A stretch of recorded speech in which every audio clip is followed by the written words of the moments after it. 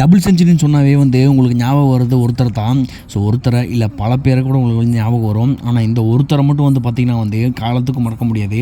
ஏன்னா double century அடித்தவங்க வந்து ஒருத்தங்கன்னா, ஆனால் அவங்களுக்கு அப்பன்னு ஒருத்தர் இருந்தாருன்னா அது ரோஹித் சர்மாவாக தான் இருக்கும். ஏன் சொல்கிறேன் அப்படின்னா, எல்லாரும் அவங்க வாழ்க்கையில் கெரியரில் வந்து பார்த்திங்கன்னா ஆளுக்கு ஒரு சதங்கள் வந்து டபுள் செஞ்சுரி வந்து அடிச்சு முடிச்சிருக்காங்க.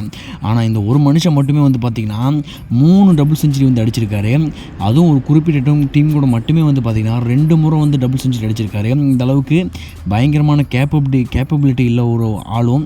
அதே சமயம் பார்த்திங்கன்னா பயங்கர ஹிட்டிங்கு பேர் போனவரும் பயங்கர சிக்ஸும் வந்து அடிக்கக்கூடிய கெப்பாசிட்டி உடையவர் தான் வந்து ரோஹித் சர்மா. ஸோ அவர் அடித்த 3 டபுள் செஞ்சுரி பற்றி இந்த வீடியோவில் நம்ம டீட்டெயிலாக பார்ப்போம். ஸோ அவர் அடிச்சிருக்கிறது வந்து பார்த்திங்கன்னா 3 டபுள் செஞ்சுரி. அந்த 3 டபுள் செஞ்சுரியிலும் வந்து பார்த்திங்கன்னா லீஸ்ட்டில் இருக்கிறது வந்து இந்த செஞ்சுரி தான். 208 ரன்கள் வர்சஸ் ஸ்ரீலங்கா. இந்தியாவுக்கும் ஸ்ரீலங்காவுக்கும் வந்து பார்த்திங்கன்னா மேட்ச் போயிட்டு இருந்துச்சு. மொஹாலியில் வந்து நடந்தது. அது இந்தியன் ஸ்டேடியமான மொஹாலியில். அதில் வந்து பார்த்திங்கன்னா ரோஹித் சர்மா நின்று பயங்கரமாக வந்து அடிக்கிறாரு. கிட்டத்தட்ட 13 4 12 6ன்னு விளாசி கிட்டத்தட்ட 208 ரன்கள் வந்து அடித்து நாட் அவுட்டாக இருந்திருக்காரு. இது வரைக்கும் ரோஹித் சர்மா முன்னாடி அடித்த 2 சதங்கள்லேயும் வந்து பார்த்திங்கன்னா அவுட் ஆகிருப்பார். ஒரு செஞ்சுரியில் வந்து கடைசி பாலில் கூட அவுட் ஆகிருப்பார். ஆனால் இந்த செஞ்சுரியில் வந்து பார்த்திங்கன்னா நாட் அவுட்டாக இருந்திருக்காரு. ஸோ அதே சமயம் வந்து பார்த்திங்கன்னா பொழந்து கட்டி 153 பாலை வந்து ஃபேஸ் பண்ணியிருக்காரு. 208 ரன்களை வந்து விளாசி தள்ளியிருக்காரு அந்த மேட்ச்சில் மட்டுமே. ஸோ பயங்கரமாக ஆடி 200 ரன் அடித்து கூச்ச மேட்ச்சில் இது வந்து பார்த்திங்கன்னா ரோஹித் சர்மாவோட லீஸ்ட் பர்ஃபார்மன்ஸ் தான். அதாவது கடைசி ரொம்பவுமே கம்மியான டபுள் ரன்னு சொல்லலாம் ரோஹித் சர்மாவோடது. ஸோ இதுக்கு மேலே இருக்குது, அது உங்களுக்கு என்ன நல்லாவே தெரியும். ஸோ நம்பர் 2 பொசிஷனில் இருக்கிறது வந்து பார்த்திங்கன்னா வந்து இந்தியா வர்சஸ் ஆஸ்திரேலியா மேட்ச்சில் வந்து பார்த்திங்கன்னா ரோஹித் சர்மா அடித்து 209 ரன்கள். ஸோ இந்த ஆட்டத்தில் வந்து பார்த்திங்கன்னா அசுரா நாட்டு ஆடி இருப்பாருன்னு சொல்லலாம். கிட்டத்தட்ட 209 ரன்கள் வந்து விளாசி தள்ளியிருக்காரு.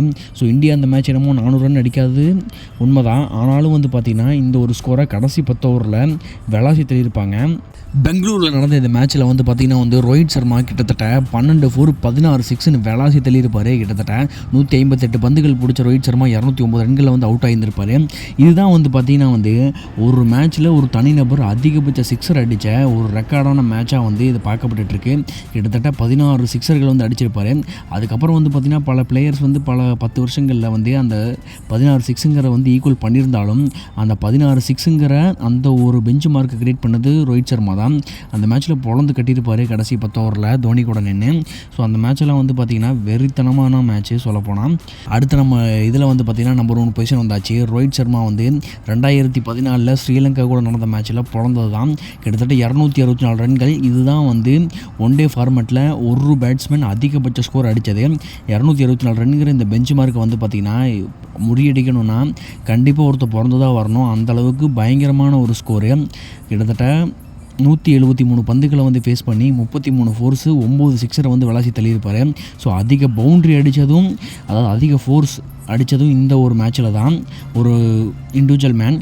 அதே சமயம் வந்து பார்த்திங்கன்னா அதிக ரன்ஸு அதிக பால்ஸை ஃபேஸ் பண்ணதுன்னு எல்லா ரெக்கார்டையும் வந்து பார்த்திங்கன்னா ரோஹித் சர்மா வந்து இந்த மேட்ச் அதெல்லாம் வந்து தாங்கியிருக்காரு.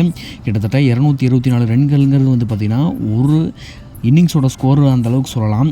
ஸோ அந்த ஒரு இன்னிங்ஸ் ஸ்கோரை வந்து ரோஹித் சர்மா வந்து பயங்கரமாக அடிச்சிருப்பார். அந்த மேட்ச் மட்டும் நாட் அவுட்டாக இருந்திருந்தாருன்னா இன்னும் வேறு லெவலாக இருந்திருக்கும். ஆனால் கடைசி பாலில் வந்து அவுட் ஆகிருப்பார்.